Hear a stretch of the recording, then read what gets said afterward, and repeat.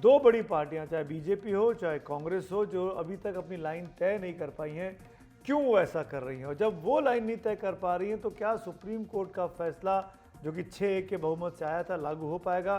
क्या पिछड़ों में जो अति पिछड़ा और मोस्ट बैकवर्ड हैं, क्या उनको ये फ़ायदा मिल पाएगा? ये अजीब सा इसमें एक उलझन सी पैदा हो गई है। इसी मुद्दे पर आइए हम बात करते हैं। संविधान के जानकार भी हैं, कानूनी मामलों को समझते भी हैं। फैज़ान मुस्तफ़ा साहब हमारे साथ जुड़ रहे हैं। फैज़ान साहब, बहुत बहुत शुक्रिया, धन्यवाद वक्त निकालने के लिए। पहला सवाल तो यही कि आज बीजेपी के एनडीए के एक डेलीगेशन था एससी एसटी एमपीज़ का, वो पीएम से मिला और उन्होंने बाहर आकर बताया कि पीएम ने उनको भरोसा दिया कि कोटे में कोटा वो लागू नहीं करेंगे। इसके बाद आपकी क्या टिप्पणी है? इस बात को आप कैसे देखते हैं? देखिए, मैंने तो जो अपना पहला रिएक्शन दिया था 11 बजे, 10:30 बजे जजमेंट आया था, उसमें भी मैंने ये बात कह दी थी कि इस तरीके के फैसले अक्सर संवैधानिक संशोधन से पलट दिए जाते हैं। सुप्रीम कोर्ट ने कहा था इंदिरा स्वामी में 9 जजेस के फैसले में कि प्रमोशंस में रिजर्वेशन ना हो, उसको संवैधानिक संशोधन से 77 बदल दिया गया। इसी तरह कॉन्सिक्वेंशियल सीनियरिटी पर, कैरी फॉरवर्ड रूल पर संविधान में संशोधन होते रहे। मुझे बिल्कुल भी ताज्जुब नहीं होगा अगर इस फैसले को क्रीमी लेयर के मुद्दे पर सरकार एक संवैधानिक संशोधन लाकर पलट दे, जिसको पूरा विपक्ष भी जो है समर्थन उसका करेगा। दरअसल बात यह है कि जो इंदिरा स्वामी का जजमेंट है, जिसमें क्रीमी लेयर को हटाने की बात की गई है, वो बात हो रही है ओबीसी रिजर्वेशन के सिलसिले में। शेड्यूल कास्ट के रिजर्वेशन के सिलसिले पर वो लागू नहीं हो सकती है। उसकी वजह यह है कि जो कास्ट है वो एक सोशो कल्चरल फिनोमेना है। वो कोई इकोनॉमिक मामलात नहीं है कि किसी की अच्छी नौकरी लग गई तो एक पीढ़ी में समाज उसको एक्सेप्ट कर लेगा बराबर का। इसलिए मैं ये समझता हूं कि क्रीमी लेयर को एससी में एक्सक्लूड करना एक बहुत अच्छी लीगल प्रोपोजिशन हो सकती है, लेकिन वो सोशल प्रोपोजिशन उतनी अच्छी नहीं होगी, खास तौर से जबकि ऊपर की जो नौकरियां हैं, क्लास 1 खास तौर से, उसमें अभी उनका रिप्रेजेंटेशन कम है और क्लास 4 की वजह से आप एससी एसटी का जो प्रतिनिधित्व है, जितना आरक्षण है, उसको पूरा कर पाते हैं। तो मैं ये समझता हूं कि अभी शायद हमारा समाज उस लेवल पर नहीं पहुंचा है, जब हम एससी एसटी सीट्स ही पूरी नहीं भर पा रहे हैं, कि हम क्रीमी लेयर को हटाने की बात करें। लेकिन ये आरक्षण की बहस का एक अहम मुद्दा है। इस पर अभी और बात की जरूरत है, लेकिन मुझे बिल्कुल, मैंने कहा, मैंने लिखा भी था और बोला भी था कि किसी भी राजनीतिक दल के लिए ये फैसला करना कि वो कहे कि हम क्रीमी लेयर एससीज और एसटीज की भी हटा देंगे, बहुत मुश्किल काम होगा। फैज़ान साहब, सुप्रीम कोर्ट ने लंबे इंतज़ार के बाद, काफ़ी लंबी बहस के बाद ये फैसला सुनाया था। 6-1 से बहुमत से ये फैसला आया। आपको लगता नहीं कि अगर सरकार ये फैसला पलटती है या पलटने की मंशा करती है संसद के ज़रिए, तो एक तरीके से सुप्रीम कोर्ट की बातों का उल्लंघन होगा? कोर्ट फिर इस बात को कैसे देखेगा?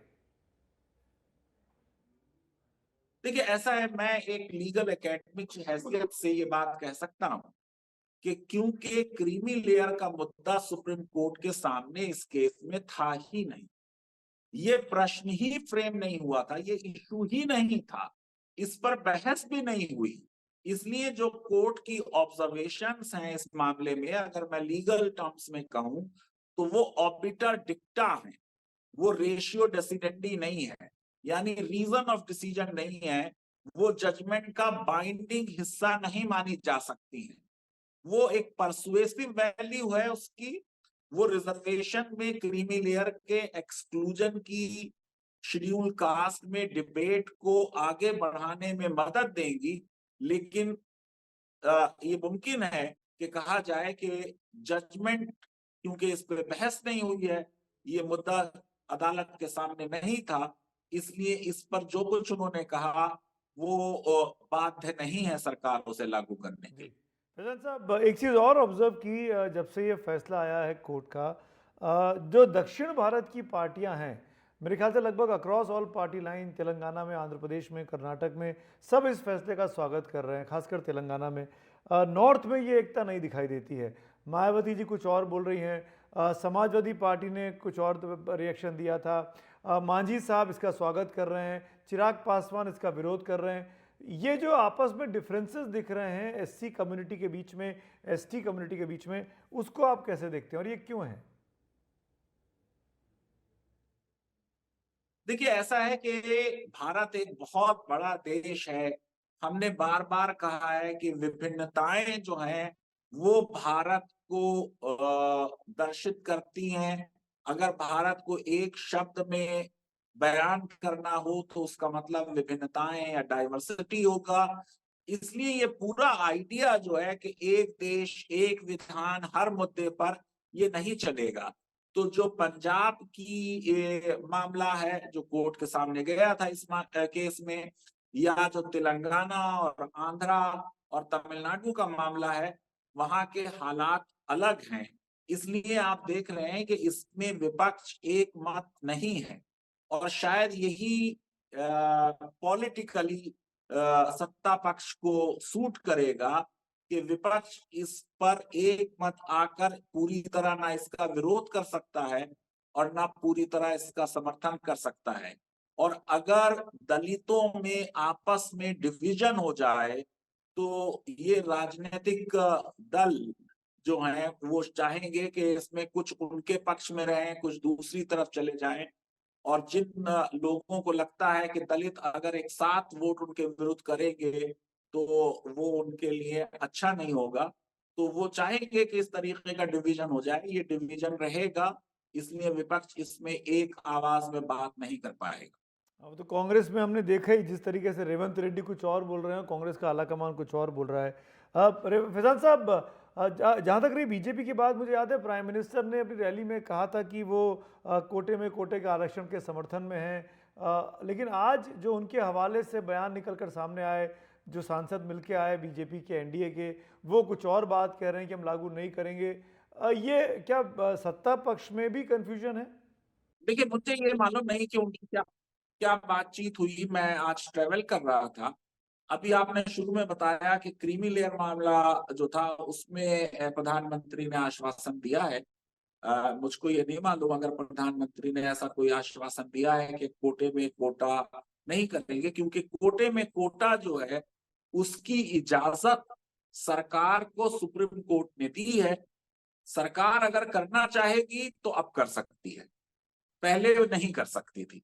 अगर सरकार ये फैसला करती है कि कोटे में कोटा ना करे तो सरकार को अधिकार है।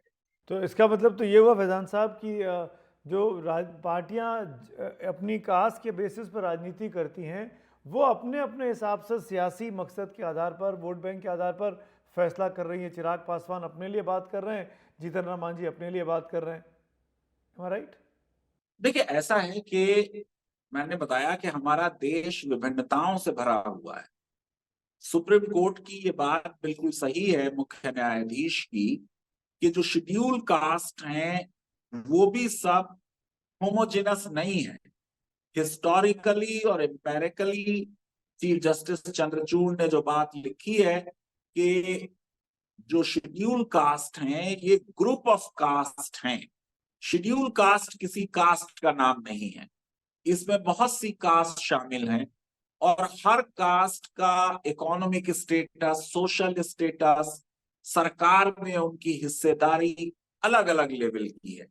इसलिए आप देखें कि क्योंकि पासवान जो है वो ज्यादा हिस्सेदारी पाते रहे हैं आरक्षण की, और वो शायद अगर कोटे में कोटा होगा तो उनकी हिस्सेदारी पर कोई विपरीत असर पड़ सकता है, इसलिए चिराग पासवान ने इसका विरोध किया है। मांझी क्योंकि महादलित कास्ट को प्रतिनिधित्व करते हैं, उनको लगता है कोटे में कोटा होगा तो उनका ज्यादा फायदा होगा, इसलिए जीतन मांझी जो है वो कोटे में कोटे का समर्थन कर रहे हैं। ऐसी ही सिचुएशन और भी राज्यों में होगी। जो शेड्यूल कास्ट में डोमिनेंट कास्ट हैं, जो अब तक आरक्षण से ज्यादा फायदा उठाती रही हैं,